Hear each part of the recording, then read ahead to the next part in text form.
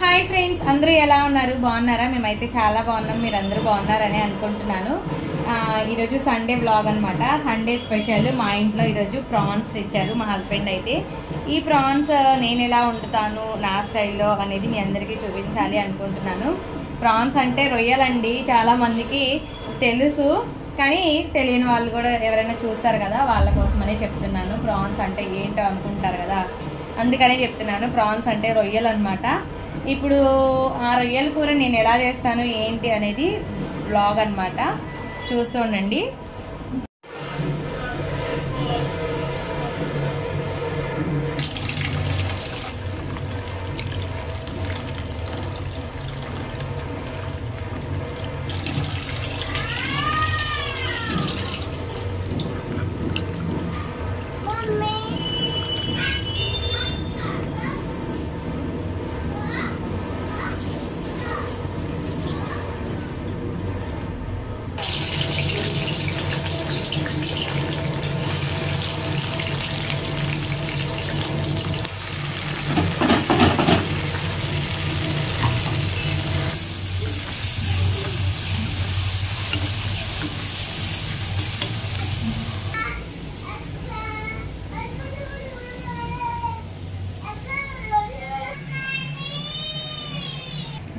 Tomato, onion, పచ్చిమిర్చి ఈ విధంగా వేగినాక ఇందులో కొంచెం పసుపు, అలాగే మనం టేస్ట్కి సరిపడా సాల్ట్ వేసుకోండి.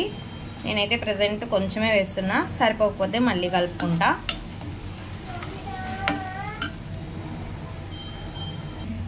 ఇప్పుడు ఇందులోనే మనం ఆల్రెడీ మిక్సీ పట్టుకున్నాం కదా, అల్లం వెల్లుల్లి పేస్ట్, అలాగే కొబ్బరి ఇవన్నీ వేసి మిక్సీ పట్టుకున్నాం కదా, ఆ మసాలా కొంచెం వేసుకుంటున్నాను. అంటే ఎంత వేసుకోవాలో మనకు అర్థమైంది, అంతే వేసుకుంటున్నాను. ఇప్పుడు దీన్ని కూడా మంచిగా పచ్చివాసన పోయేలాగా వేయించుకోవాలి.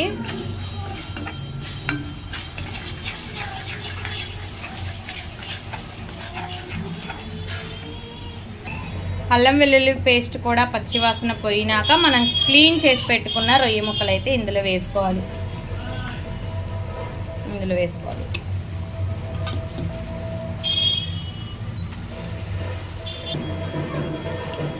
వీటిని కూడా నీట్గా మంచిగా కలబెట్టుకోవాలన్నమాట.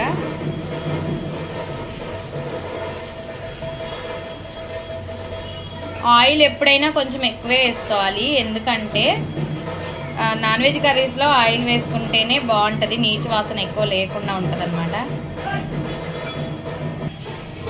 నీట్గా విధంగా కలబెట్టుకున్న తర్వాత ఒక 5 మినిట్స్ మూత పెట్టేసి ఉంచేయండి. ఒకసారి చూద్దాము. కూర మంచిగా ముక్కలు అయితే ఉడుకుతా ఉన్నాయి. ఇప్పుడు ఇందులో కారం వేసుకోవడమే.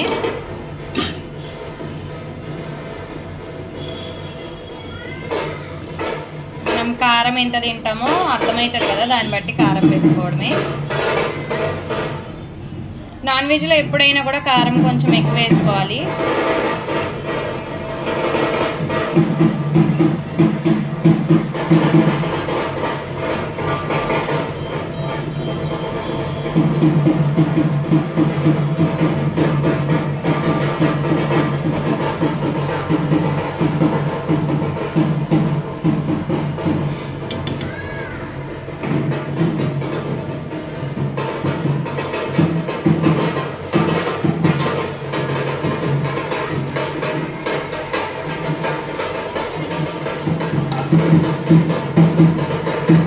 ఎలా ఉంది? అక్కడ ఉండి మళ్ళీ చెప్పు.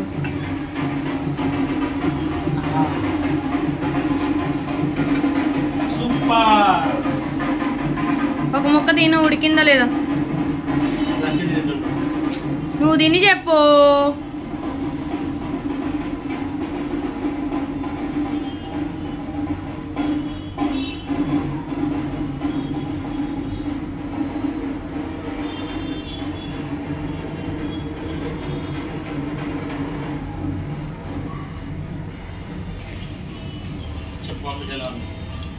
ఉడికిందా?